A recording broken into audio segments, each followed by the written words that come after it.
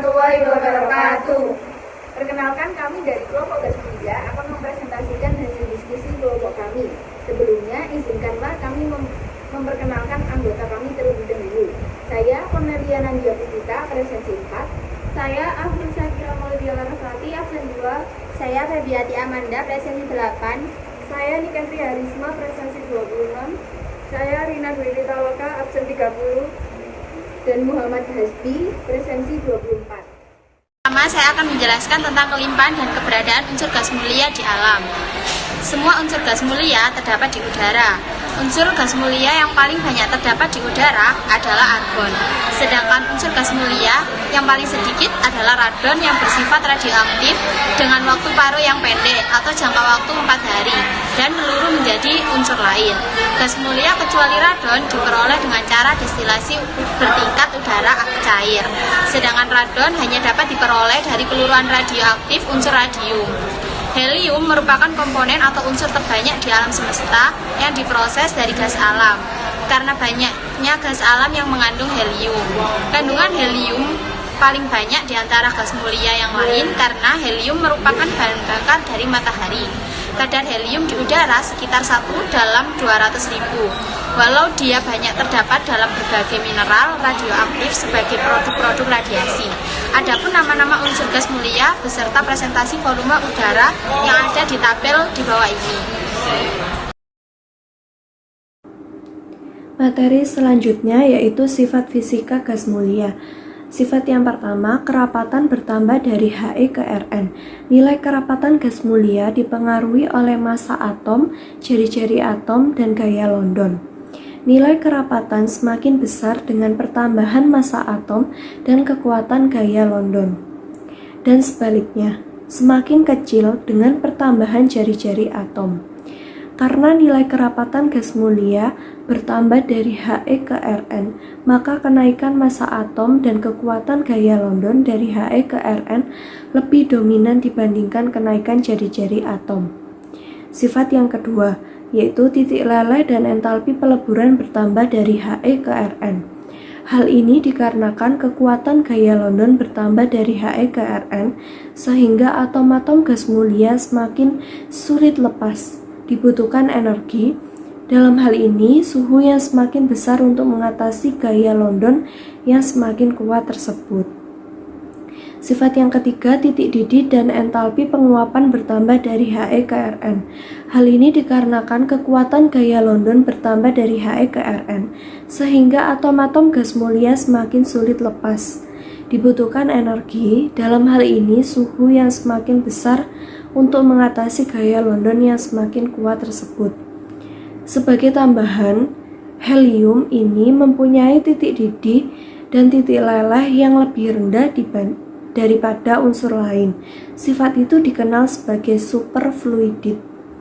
Superfluiditas helium adalah satu-satunya unsur yang tidak bisa didapatkan dengan pendinginan di bawah standar.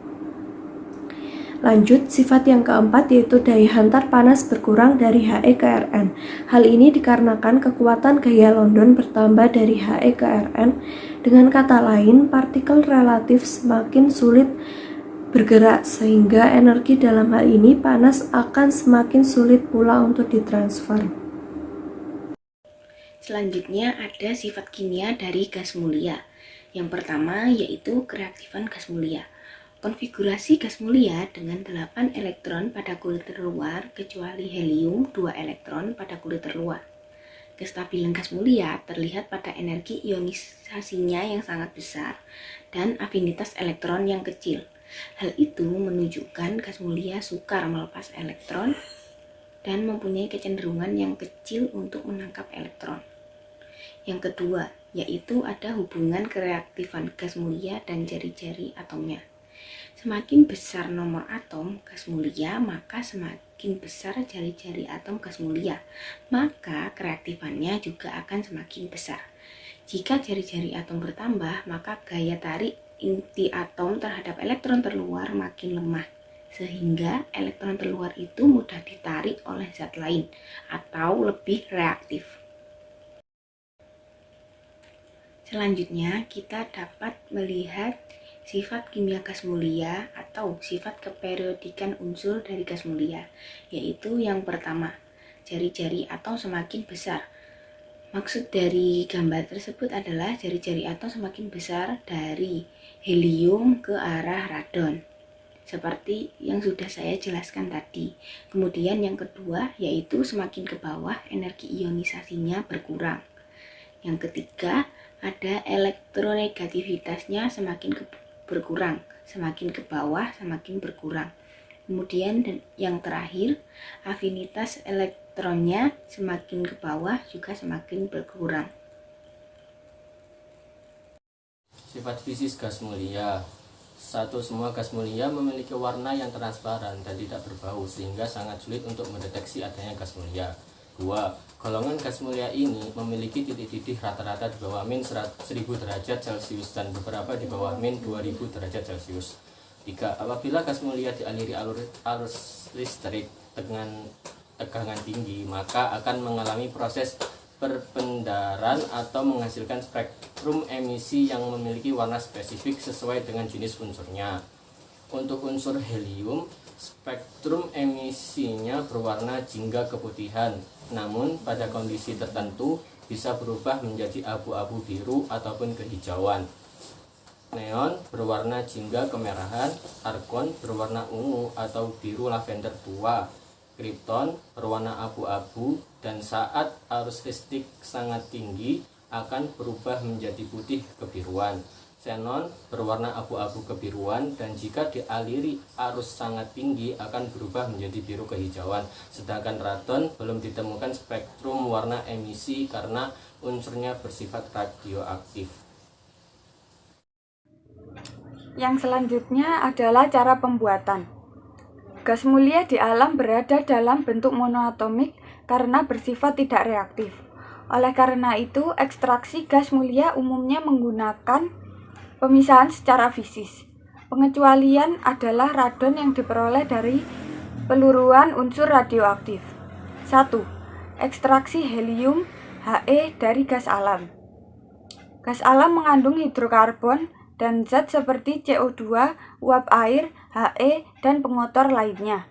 Untuk mengekstraksi He dari gas alam digunakan proses pengembunan. Pada tahap awal CO2 dan uap air terlebih dahulu dipisahkan, kemudian gas alam diembunkan pada suhu di bawah suhu pengembunan hidrokarbon tetapi di atas suhu pengembunan He. Dengan demikian diperoleh produk berupa campuran gas yang mengandung 50% He, N2, dan pengotor lainnya. Selanjutnya He dimurnikan dengan proses antara lain 1. Proses kriogenik. Kriogenik artinya menghasilkan dingin. Campuran gas diberi tekanan lalu didinginkan dengan cepat agar N2 mengembun sehingga dapat dipisahkan. 2. Proses absorpsi. Campuran gas dilewatkan melalui bahan penyerap yang secara selektif menyerap pengotor. Yang kedua, ekstraksi He, Ne, Ar, Kr, dan Xe dari udara. Proses yang digunakan disebut teknologi pemisahan udara. Pada tahap awal, CO2 dan uap air dipisahkan terlebih dahulu, kemudian udara diembunkan dengan pemberian tekanan 200 atm, diikuti pendinginan cepat. Sebagian besar udara akan membentuk fase cair dengan kandungan gas yang lebih banyak, yakni 60% gas mulia, Ar, Kr, Xe, dan sisanya 30% dan 10% N2. Selanjutnya Ar, Kr, dan Xe dalam udara cair dipisahkan menggunakan proses antara lain 1. Proses absorpsi. Pertama, O2 dan N2 dipisahkan terlebih dahulu. O2 direaksikan dengan Cu panas, lalu N2 direaksikan dengan Mg.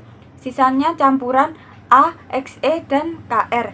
Kemudian akan diabsorpsi oleh arang teraktivasi. Sewaktu arang dipanaskan perlahan pada kisaran suhu tertentu, setiap gas akan terabsorpsi. Air diperoleh pada suhu sekitar minus 80, sementara Kr dan Xe pada suhu yang lebih tinggi. 2. Proses distilasi fraksional menggunakan kolom distilasi fraksional bertekanan tinggi. Prinsip pemisahan adalah perbedaan titik didih zat. Karena titik didih N2 paling rendah, maka N2 terlebih dahulu dipisahkan. Selanjutnya AR dan O2 dipisahkan. Fraksi berkadar 10% air ini lalu dilewatkan melalui kolom distilasi terpisah di mana diperoleh AR dengan kemurnian 98%. Sisa gas yakni Xe dan Kr dipisahkan pada tahapan distilasi selanjutnya. Kegunaan atau manfaat gas mulia. Yang pertama yaitu unsur helium. Unsur helium digunakan untuk pengisi balon udara, kemudian digunakan sebagai campuran gas oksigen pada tabung penyelam, dan digunakan untuk pendingin nuklir. Yang kedua adalah unsur neon, digunakan untuk gas pengisi lampu dan digunakan untuk penangkal petir. Yang ketiga adalah unsur argon. Unsur argon digunakan untuk gas pengisi lampu pijar atau lampu bola. Selain itu juga digunakan untuk bahan pengawet produk dalam kemasan. Yang keempat adalah unsur kripton. Unsur kripton digunakan untuk lampu kilat atau flashlight pada kamera, dan paduan kripton dan neon untuk lampu berenergi tinggi. Yang kelima adalah unsur xenon. Unsur xenon digunakan untuk bahan obat bius operasi dengan cara dihirup. Kemudian juga digunakan pada lampu bakterisida yang dapat membasmi bakteri. Yang keenam adalah unsur radon. Unsur radon dapat digunakan untuk radioterapi untuk kanker. Selain itu, juga digunakan pada sistem deteksi gempa bumi. Sekian presentasi dari kelompok kami, kurang lebihnya mohon maaf. Wassalamualaikum warahmatullahi wabarakatuh.